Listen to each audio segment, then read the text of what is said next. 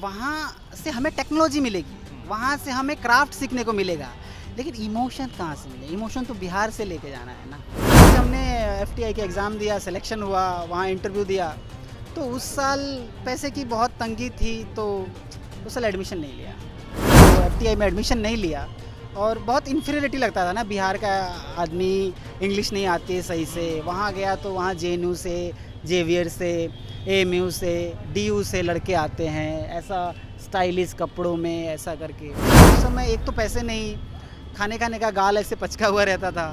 छोड़ के तो चला आया, लेकिन जब वो कीड़ा जो अंदर घुसा, वो जो वो शौक़ जो जाहिर हुआ मेरे अंदर जो आया, वो और बढ़ते गया। कुरोसावा की फ़िल्में देखा, ओजू की फ़िल्में देखा, फिर अल्फ्रेड हिचकॉक की फ़िल्में देखा, स्टैनली क्यूब्रिक, स्पीलबर्ग, तो ये सब एक अलग वर्ल्ड खोल दिया मेरा। पोस्ट लॉकडाउन के बाद का जो लाइफ है, उसको बहुत ही रोमांटिक और रोमांचक बोल सकते हैं, और हास्य का थोड़ा इस्तेमाल करके एक कहानी बुनने की कोशिश की गई है। का बोल एक है कि घड़े में पानी तली तलक, कौआ भटके प्यासा, हर तरफ घूम रहा है, हर तरफ मिले निराशा, ऐसे करके गाना है। तो मेरा अगुवाई चल रहा था। मतलब मुझे लड़की वाले देखने नहीं, लड़की देखने वाले आए थे और हम तैयार हो रहे थे। अच्छा। तो आप समझिए कि कैसा ये मतलब बात होगा। में जुनून होता है और उसी जुनून से इंसान को तरक्की और पहचान दोनों मिलती है। आज बिहार को पहचान दिलाने वाले शख्स ये हैं। ऑस्कर की दौर में इनकी फिल्म जा चुकी है और लोग अब दुआ कर रहे हैं कि जो चंपारण मटन है वो पेट के साथ साथ आत्मा और देश और तिरंगा सबको सम्मान पहुंचा दे। इस फिल्म की कहानी से पहले आपकी कहानी हम जानना चाहेंगे कि आखिरकार कैसे वहां तक पहुंचे और ये फिल्म कैसे मिली और ये पूरी कहानी क्या है, वो ज़रा संक्षेप में बताइए। मेरा नाम रंजन उमा कृष्ण कुमार है और मैं हाजीपुर के मीनापुर मधुबन से हूँ। और मेरी जो प्राथमिक पढ़ाई है, मेरा बचपन है, वो चंपारण के भरपटिया बेतिया से हुई है। मनुआ पुल थाना है, तो वहाँ रहने के अनुसार चंपारण मेरे अंदर थोड़ा बसा था। और यहाँ अगर पटना में भी रहोगे तो आपको चंपारण मटन ऐसा दिखते रहेगा, तो आपके अंदर वो है चंपारण कहीं ना कहीं। और दूसरी बात है कि मेरी पढ़ाई हाजीपुर में मिडिल स्कूल, सरकारी मिडिल स्कूल गवर्नमेंट, तो उसमें मेरी 8वीं तक की पढ़ाई हुई। 8वीं के बाद मैंने जीए इंटर विद्यालय हाजीपुर में ही है, जो सोनपुर का ब्रिज है वहाँ पे पढ़ता है, तो वहाँ से मैंने अपना 10th तक पढ़ाई की। +2 का पढ़ाई एसएम इंटर कॉलेज हाजीपुर से, आरएन कॉलेज से फिर केमिस्ट्री थोड़ा पढ़ा, फिर उसके बाद इंजीनियरिंग में चला गया मैं। इंजीनियरिंग में एमआईटी मुजफ्फरपुर में मैकेनिकल इंजीनियरिंग में मेरा एडमिशन हुआ। और फिर आगे जाके मैंने वो जो कंप्लीट किया, थोड़ा बहुत वहीं पे पढ़ने का शौक़ ये हो गया, लग गया था मुझे कि लीग से हट के चीज़ें करना और पढ़ना। फिर उसके बाद जब कंप्लीट किया कोर्स, तो मैं आईएसएम धनबाद में गया। आईएसएम धनबाद में मेरा मैन्युफैक्चरिंग डिपार्टमेंट था, और उसके बाद मैंने उस कॉलेज उसको छोड़ दिया बीच में ही। और एफटीआई का एक दोस्त जितेंद्र कुमार, जो इलेक्ट्रॉनिक्स डिपार्टमेंट का है, उसने एमआईटी का ही था, तो उसने एक पेपर लेके आया। उसमें इतना छोटा कट पीस में लिखा था, एडवर्टाइजमेंट था एफटीआई का। तब मुझे पता चला कि एफटीआई कोई कॉलेज होता है।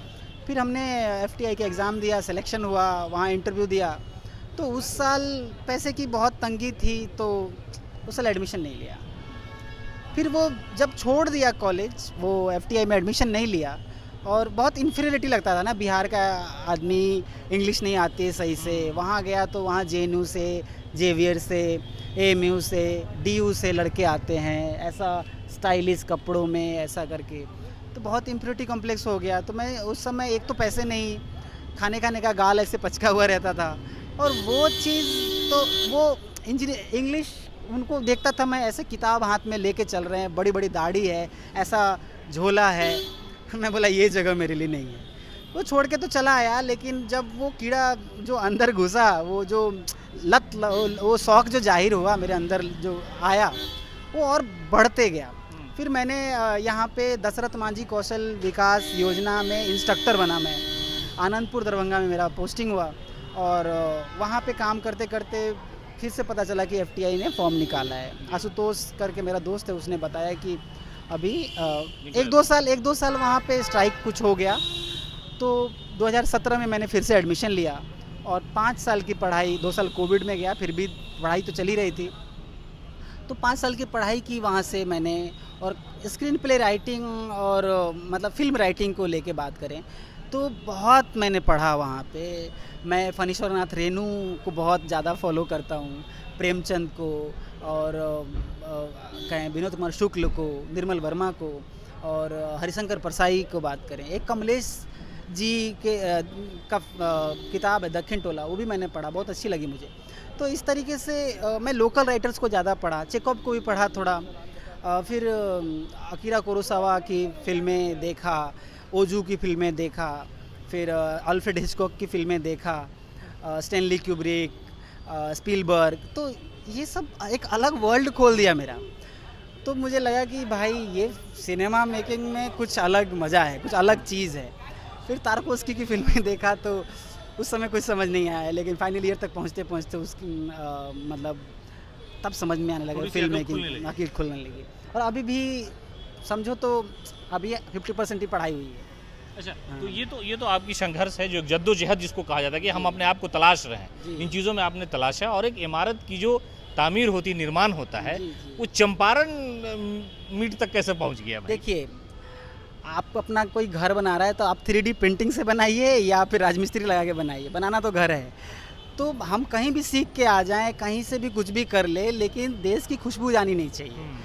तो हम तो अपने राज्य का प्रतिनिधित्व करने गए थे ना, वहाँ से टूल सीख के आके यहाँ पे चीज़ें करने, यहाँ पे करेंगे ना, वहाँ से हमें टेक्नोलॉजी मिलेगी, वहाँ से हमें क्राफ्ट सीखने को मिलेगा, लेकिन इमोशन कहाँ से मिले? इमोशन तो बिहार से लेके जाना है ना, क्योंकि एक भाव जुड़ा है। और मैं पूरे बिहार वासियों का एक साल में एक ही सिलेक्शन हुआ था मेरा, तो मैं बिहार वासियों का प्रतिनिधित्व करने के लिए वहाँ हूँ।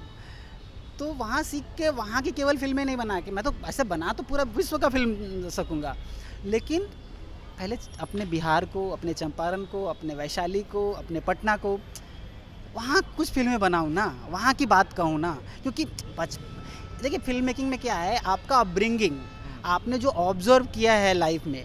तो मैं महाराष्ट्र में तो ऑब्जर्व नहीं किया ना, रहा यहाँ हूँ, तो जो स्कूलिंग हुआ है, जो +2 की पढ़ाई हुई है, ग्रेजुएशन हुआ है, तो काफ़ी लाइफ देखा है, तो स्टोरीज तो वहीं से लाइफ से ही आती है। चंपारण का जो मटन है, वो खाने का शौक पहले से था, या मतलब आया कि नहीं, या इसी खुशबू है, नहीं, इसी खुशबू के सहारे जो है कामयाबी पे चढ़ जाना है? जी बिल्कुल, जी बिल्कुल, यही बात है। एक्चुअली मेरी माँ मटन बहुत अच्छा बनाती है, और आए दिन पापा को बोलते रहती है कि मटन लाइए ना, मटन लेके आइए ना। पापा उसको ऐसे टालते रहते हैं, तो इसीलिए मेरे दिमाग में वो मटन का एक बात तो है। फिर ये पोस्ट लॉकडाउन की कहानी मैंने बोली है इस फिल्म में, कि पोस्ट लॉकडाउन के बाद इंसान जो लोअर मिडिल क्लास है या फिर बिलो पॉवर्टी लाइन है, इनका क्या हाल है, कैसे अपने फैमिली को चला रहे हैं, रोज़मर्रा की स्थिति जो पैदा हो रही है, जो रोज़मर्रा की बेसिक नीड्स है, उसको कैसे फुलफ़िल कर रहे हैं।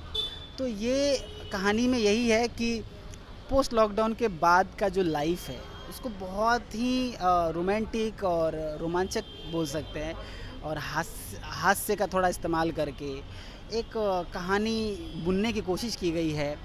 और ये इंडियन सिनेमा का जो माध्यम है, जिसमें गाने भी होते हैं, ये सब मैंने शॉर्ट फिल्म के लिए 2 गाने लिखे हैं। गाने का बोल एक है कि घड़े में पानी तली तलक, कौआ भटके प्यासा, हर तरफ घूम रहा है, हर तरफ मिले निराशा, ऐसे करके गाना है। फिर एक और गाना है कि घूमे घूमे धरती सारी, हाथ को अमृत लागा रे, मैं मुखड़ा सुना रहा हूँ। फिर एक कि सर उठा के उड़ना चाहे बिना गांठ बिन धागा रे, सबकी छाया एक ही जैसी, क्या गोरा क्या काला रे, ऐसा गाने भी लिखे हैं।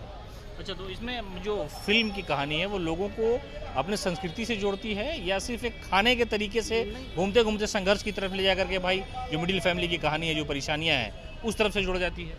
जी बिल्कुल, एक्चुअली ये ह्यूमन इमोशन जो व्यवहार है ना, जो एक नॉर्मल इंसान है, नॉर्मल नहीं कहना चाहिए इसमें, अगर जो डेली वेज वर्कर हैं या फिर जो कॉन्ट्रैक्ट के वर्कर हैं, उनका लाइफ कैसे बीत रहा है, उनके अंदर कैसी इमोशंस है, किस परिस्थिति में जी रहे हैं, ये दिखाने की कोशिश अच्छा, है। जब ऑस्कर के लिए नॉमिनेट हुई, लिस्ट में आई, उस वक्त की खुशी बताइए। आदमी को जब कामयाबी मिलती है तो उसका जो संघर्ष, उसके पाँव के जो छाले हैं, वो सब भुला देती है। देखिए, ऑस्कर के सेमीफाइनल में गई है फिल्म, तो जब उससे पहले सबसे बड़ी खुशी जब हुई कि जब मेरे एचओडी ने मेरे को फ़ोन किया और बोला कि आपकी फ़िल्म को हम ऑस्कर में भेज रहे हैं, आपके पास कोई फ़ाइल है वो तो भेजिए। उस समय मेरा अगुवाई चल रहा था। मतलब मुझे लड़की वाले देखने नहीं, लड़की देखने वाले आए थे और हम तैयार हो रहे थे। अच्छा। तो आप समझिए कि कैसा ये मतलब बात होगा। दो खुशी एक साथ टकरा रही थी। बिल्कुल। तो उसके बाद जब एहसास हुआ कि हाँ भाई चला गया, तो अकेले में जब बैठते हैं तो एहसास होता है कि हाँ भाई संघर्ष के बाद एक पहचान ज़रूर मिलती है, अपनी मिली हो, राज्य की हो, देश की हो। देखिए, खुशी तो सबसे बड़ी इस बात की है कि ये पहली वज्जिका फ़िल्म है। इससे पहले कोई वज्जिका फ़िल्म नहीं बनी है। तो ये बहुत बड़ी खुशी की बात है कि I am the person who made this film on first Vajjika film. तो ये बहुत खुशी की बात होती है। और अकेले में बैठने का बात है, अकेले में बैठ के कहानी सोचते हैं। ये नहीं सोचते हैं कि हम कहाँ आ गए, कैसे किए, क्या किए। सफ़र बीतता गया, रास्ता मतलब वो नहीं है, इम्पोर्टेंट है कि आगे क्या है और आगे क्या सीखना है। जब बैठते हैं अकेले तो ये होता है, साला वो भी नहीं पढ़े, वो किताब नहीं पढ़े, यार ये अल्फ्रेड हिचकॉक का वो नहीं, लेसन्स विथ आइंस्टाइन नहीं पढ़े। तो अगुवाई वाली बात बताइए, वो आगे बढ़ के शादी वादी हो गई? नहीं, वो लोग बोले कि अच्छा ये कौन सा नौकरी है, सरकारी है कि प्राइवेट है।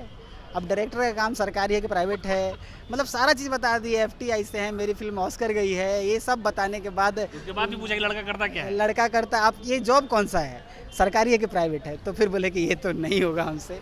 यहाँ पे प्यून का ज़्यादा वैल्यू है बिहार में, डायरेक्टर का कम है। अगर हाई कोर्ट में प्यून है ना तो उसका ज़्यादा वैल्यू है। अब बोलेगा डायरेक्टर है तो कौन फिल्म आयल हो, हॉल में तो ना लागल हो, कहने कहाँ ऑस्कर कैसे चल गई, ये तो कब हमनी के पता न चलल। ऐसे बात होता है, चाहे कि अरे कथी करे छे, चाहे फिल्म बनावे छे, तो हमरो कन बहुत यूट्यूबर से फिल्म बना, ऐसे करके बात होए लगई छे। अब वो उनको पता नहीं कि इसमें कितना फिल्म बुक जो होता है ना, इतना मोटा बुक है, how to read a film. अगर वो फिल्म आप वो फिल्म और किताब वो पढ़िएगा, एक पेज में 4 फिल्म घुसेड़ देगा उसमें। अगर एक किताब पढ़ रहे हैं, एक पेज पढ़िएगा तो उसमें 2-3 फिल्में का नाम दे देगा, तो पहले वो फिल्म देखना पड़ेगा। तो फिल्म का किताब पढ़ना इतना आसान नहीं है। और हमारे जैसे उसमें इतना हार्ड इंग्लिश होता है ना, बिहार से मैं गया हूँ और सरकारी स्कूल से पढ़ा हूँ, तो आप सोच समझ सकते हैं कि कितना डिक्शनरी का इस्तेमाल करना पड़ा। उमा जी, ये संघर्ष का जो मामला है तो अब तो खुशी की बात है, हर आदमी का सर जो है फख्र से बुलंद है। तो अब तो ऑफर अब आना शुरू होगा कि भाई लड़का ऑस्कर पहुंचा दिया, अब शादी हो जाए। अब क्या होगा क्या नहीं होगा आगे देखा जाए। आप भी देखिए, हम भी देखते हैं। पहले तो ये ऑस्कर लेके आने दीजिए, कोशिश करते हैं और उम्मीद है कि अच्छी फिल्म बनी है जी। तो ये बहुत खुशी की बात है और सब लोगों की दुआएं हैं, बिहार के लोगों की खासतौर से, और युवाओं की जो अपनी ज़िंदगी इस फील्ड में ले जाना चाहते हैं। उमा जी ने ये करके दिखाया, बताया। आदमी के संघर्ष की कहानी बहुत होती है, लेकिन कहा जाता है कि एक तबीयत से पत्थर उछाला जाता है तो आसमान में भी सुराख हो सकता है, और यही दर्शाया इन्होंने, बताया।